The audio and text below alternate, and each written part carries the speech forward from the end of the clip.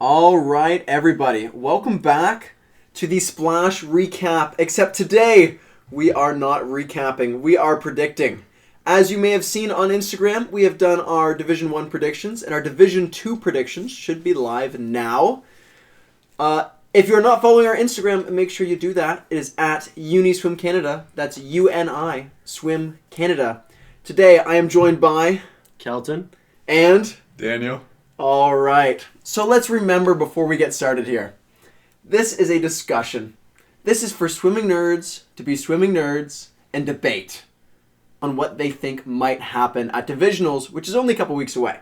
So number one, it's just a discussion. There's no reason to be mad. However, if you do get mad, I want you to prove us wrong. You know, no one says that we have to be right. I want you to prove us wrong. So we are going to start with Division 2. We're going to start with the lower division and then go to the upper division. Those people that do not know OUAs, because again, a lot of people don't understand the sport. So there are two divisions in OUAs. Division 2 is your bottom 6 teams. Division 1 is your top 4 teams. If you win Division 2, you move up to Division 1. If you lose Division 1, you go down to Division 2 for the next season. Womp womp. Womp womp is right, Daniel.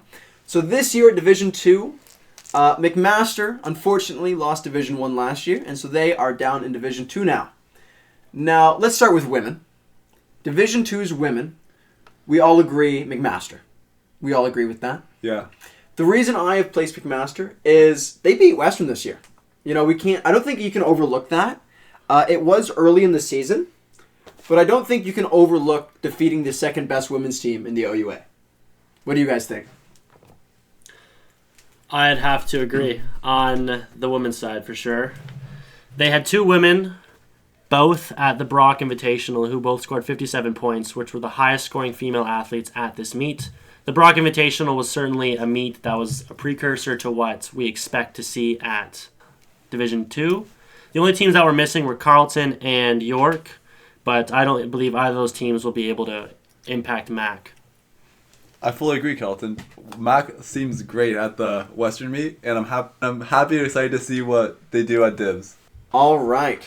So for second place for women, I put Brock. Did we all agree with Brock? We did. I have to disagree here. Ooh. No, I do not agree. I put Queens instead of Brock. My reasoning for this is that the Brock Invitational, Queens outscored Brock by almost 100 points. And at the OUA sprint meet, they were just 10 points behind. But when you put more teams in the mix, it seems like Queens will always come out on top. All right. I like that decision. I put Brock, mostly because of how they did at the sprint meet, that they were able to beat Queens. But I was thinking the inverse. I was thinking if you put more teams in, especially when you get someone as dominant as McMaster, because they're going to win almost every event, I thought that Brock would get the edge. But I definitely think it's a toss-up between those two. I fully agree with you, Marty. I have Brock and Queens number 2 and 3. I think it could go either way, but I'm excited to see. All right. Next up, I believe this is where I differ from you two. Who do you guys have underneath of Queens? I got Carleton underneath Queens. I think they can bring some impressive swims to the meet, and I think they can just beat Laurier and York. I have to agree with him there, although I wouldn't be surprised to see the Laurier women's team beat Carleton. They both have a roster that is not full. Laurier has 12 or 13 athletes, and Carleton has 11 athletes. So it is a toss-up there. It really, I think, depends on which team is going to score higher points in the relays, because I believe that they are both equal in the individual side. So I put Laurier's team above Carleton's. It was tough to decide on that, especially because the only time we've seen Carleton is in the Ottawa Tri-Meet. And it's not a great meet to see Carleton, a Division 2 school like Laurier, against the powerhouses of Ottawa and Waterloo, who, of course, Ottawa's in the RSEQ, while Waterloo is in Division 1. But I looked at that meet, and I saw that Carleton only had 11 swimmers, and that seems to be about the team size, like you said, Kelton, not a full roster. Laurier's roster also is not full, but I think Laurier's roster has more depth, especially when you have Olivia Francis, Abby Marshall, Maxine Mullen, and many, many more fantastic females. Not saying Carleton's team doesn't, but I think Laurier just has more women that are going to score points than Carleton's. Only reason I put name them one on above. Carleton. Name one. So we have Dina Egorov. Just to piggyback off of that, this athlete went a 27.8 and the Ottawa Tri-Meet coming second. A 27.8 is a pretty impressive time at that point in the season, so it's cool. It's exciting to see what she will do at Division 2, and maybe she might win it. That's true. That's true. All right. So, of course, last place, we've all agreed it's going to be York. So, personally, I think they have a lot of improvement, especially if you look at last year, the last couple seasons. They're looking a lot better this year, but they are still just not quite there to pass any of these other teams.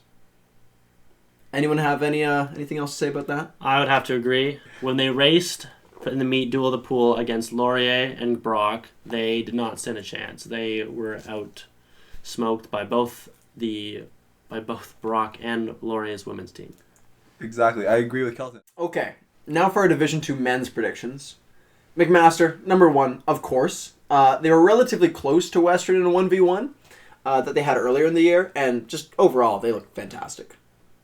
I have to agree. They destroyed the other teams that are going to be competing in Division 2 at the Brock Invitational, doubling points from Laurier, Queens, and others, or almost doubling, but they're just an unstoppable force in Division 2.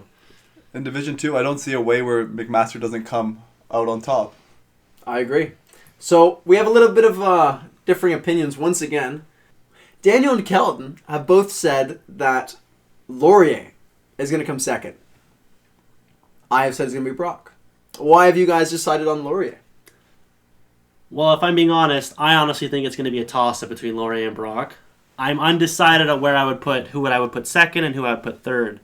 At the OUA sprint meet, Laurier came out on top against Brock. No surprise there. But at the Brock Invitational, Brock got the better of Laurier. I do believe that Laurier's relays will be stronger than Brock's. However, I'm unsure if our depth is as strong as theirs in the individual side. So it'll be close. It'll be a tight race, and it might come down to the last event. Exactly. I agree with Kelton. Laurier have the star power, whereas Brock has the depth. Laurier will come up on top with the relays, but the depth of Brock will have to be their toughest competition. All right. I agree with you too. The reason that I put Laurier below is, number 1, I didn't want to bet against the last year winners of Divisionals. Because let's not forget, they won Divisionals last year, at least the men's score. Brock has also beaten every single team they've faced this year, except McMaster and Laurier at the OUA Sprint Meet. But they have been able to beat Laurier twice. So that's why I've placed Brock over Laurier. So next up, I have Queen's University. Do you guys agree with that? Following Brock, yep, I have Queen's University as well. So do I. They have some fantastic male athletes. It's just they don't have the same depth as the other teams that I put up ahead, such as Mac, Laurier, and Brock. But just one athlete I would point out that Queens has is Mayer Eskin, who scored 50 points at the Brock Invitational, coming second in both the 50 and the 100 breaststroke. He will be a force to face in the breaststroke events for sure. Yeah, I agree with that, Kelton. The reason I put Queens below Laurier is Queens has faced Laurier twice, and they've lost to Laurier twice. So now we've seen a history of Queens being able to pass Laurier at championship meets. Will it continue this year? We'll find out. I don't see that happening this year. Queens had their big star power of Jack Lee last year, who left them to U of T, and Queens is just very dominant in the breaststroke, having Nathan Hrebacek, Mayer Eskin, and Josh Arbuckle, whereas Laurier is more spread out with IM, freestyle, backstroke, breaststroke, and fly. I don't see Queens having enough star power to beat that. That's fair. Okay. Next up, I have Carleton. I agree with you there too. They do have some fantastic athletes, such as Finn Tuck, who at the Ottawa Tri-Meet in the 50 back went a 27.4, and in the 100 back went a 58.4, winning both the events. So I think in the backstrokes, they may have someone who can get on the podium. However, they do not have a full roster, and I don't believe that they are going to be a fighting force at this meet. Yeah, perfectly. Perfectly said, Carleton. I don't think Carleton has the numbers to compete with the other teams. I fully agree with both of you. No point restating what's already been said. Okay, and finally, once again, York University. we've seen a ton of improvement from this team. I think they're looking strong this year. They did better than what I expected at the Laurier meet against Brock and Laurier. However, they're just not there yet. I agree with you. They have two fantastic athletes, both of which went to U Sports last year. But those two athletes alone cannot carry the whole team to a victory, and that's why I would put them in the final spot. I'm excited to see the York Relays, led by Eric Ginsberg and Cyrus. I believe they'll have a good head start, but then we'll see what happens towards the end. All right. That wraps up our predictions for Division 2. So again, the overall winner, that's men and women's scores combined, will move to Division 1 next year. Will it probably be Mac? Only time will tell. Only time will tell. Now we're heading to Division 1. Once again, let's start off at the women. Division 1, we all agree, University of Toronto. Of course. Who else would it be? They've won the Divisionals as long as I can remember.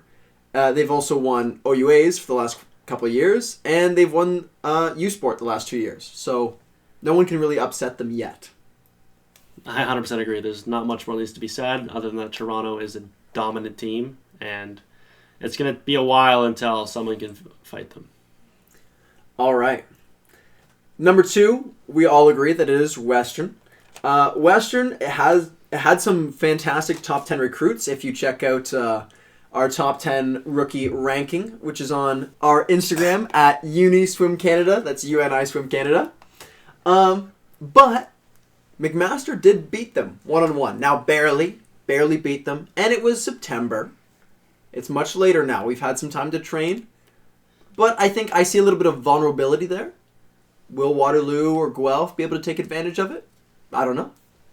I don't believe Waterloo or Guelph will be able to take advantage of Western on the women's side. Western is a fantastic team. The Western women's team is the only team that has been able to fight against Toronto in past OUA years and to beat them. So they're the only team that would have a chance. But I don't think they're strong enough to beat Toronto. That's why I have them in the second spot as well. Even though McMaster beat Western, I don't see a world in which the University of Guelph or Waterloo come close to Western in this divisionals meet. That's fair. Now, there's one noticeable difference in the next position. Kelton and I have both said that it's Waterloo. Well, Daniel, you've said Guelph's women are going to beat Waterloo. So, Kelton and the reason that I have said that Waterloo's women are going to come on top this year is because Waterloo was able to beat Guelph in 1-on-1. They were able to destroy Laurier, and overall, they're just looking fantastic this year. I agree. In their dual meet, UW versus Guelph, the women's side, the UW women stomped on the Guelph women's team. At the time where we were discussing this rankings, I believed in the University of Guelph. Then following some events prior to the Guelph-Waterloo meet, I may have changed my mind. And I think now Guelph is getting demoted. I think they're going to get smoked by Waterloo and Western and not even come close to U of T. Wow, that is a change for sure. Now, I want to say, Guelph, they still look strong. But they had a large graduating class. So this dominant powerhouse team that was able to carry Guelph's men's team to divisional champions, the overall champions, move them to Division 1, get third at OUAs, that team doesn't seem to be here anymore. So, will they end up falling down? We're going to find out. Okay, now to the Division 1 men. Once again, University of Toronto, of course. They haven't been as dominant at U Sports in the last couple of years as they were previously. Again, they didn't come top 3 last year, with Ottawa sneaking into third place at U Sports. But they have won OUAs for over 20 years. They consistently win divisionals. There's no one else who's going to touch them. 100% agree. They have some fantastic athletes, some of which went to the Pan Am Games representing Canada. There's just no team in OUA swimming that can face Toronto's men right now. All right. Now, second place, we all agree it's Western. I think they have fantastic potential. They picked up some fantastic recruits, as we saw in our top 10 rookie ranking. However, I thought it might be enough. but now I don't think it is. So I think they're going to be the second place finisher here. Any thoughts? I would agree with you. I do believe that it's going to be a tight battle between UW and Western. They both got some really strong recruits. I would put Western up front based on last year's divisionals. Western was able to beat UW, and I think it's going to happen again. However, I would not be surprised to see UW win. I do believe it's going to be a good competition for second place in Division 1. I still got Western second. I do think the gap between Western and Waterloo will be closer, but I also do believe the gap between U of T and Western will be closer as well. I think Western brought in some good recruits, and I think we'll see at Divs what they could do. Now, I must also say on Instagram, we did have a comment saying that we're sleeping on Waterloo men. So to Waterloo. Prove it. Let's see it. Come out at Divs. Let's see you beat Western. Take that second place position. You have some fantastic swimmers. The potential's there. Only time will tell. So then we are all in agreement that last place in Division 1, according to our predictions, again, no one knows if it's going to happen for sure. But we've all placed Guelph's men at the bottom of divisionals, sorry. I put them there as they lost to Laurier at the sprint meet and at the Brock meet. They've lost to Brock at the same two meets. Really, we haven't seen Guelph's men top a podium this year. We also know that they did not win the men's score last year. They got second overall. The men came second in the men's score last year behind Brock. Their women's team is what carried them to Division 1 and got them that overall win. So that's why I've placed them below all the others. Anything to add? I agree with you. They do have some fantastic talent, such as Marcus Salva, who is a fantastic sprint freestyler and flyer. But I'm unsure if he can carry the team. Yep. Guelph, they're going to come last. But they did lose some good swimmers last year. Quinn Nolan, Ruben Jansen, Emma Mills, Olaf Jansen. It's a big loss for the team. They did try to bring in some good recruits, and they did bring in some, but it is not enough to keep them in the division. All right. So I hope you enjoyed joining us in us explaining why we have predicted the outcomes that we have. If you disagree, make sure to send us a message on Instagram at UniSwimCanada. That's UNI Swim Canada. And of course, this was all for fun. So, we will see you at Divisionals. We can't wait to see what's going to happen. And don't forget, prove us wrong. Do better than what we think. That's all from me. Have a great one. Goodbye.